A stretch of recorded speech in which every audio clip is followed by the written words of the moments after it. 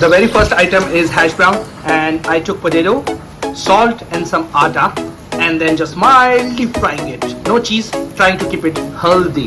This is healthy English breakfast. Item number 2 is mushroom, and item number 3 is tomato. Just put them on pan and let them cook for like 4 to 5 minutes. Item number 4, beans, baked beans. Item number 5, fried egg.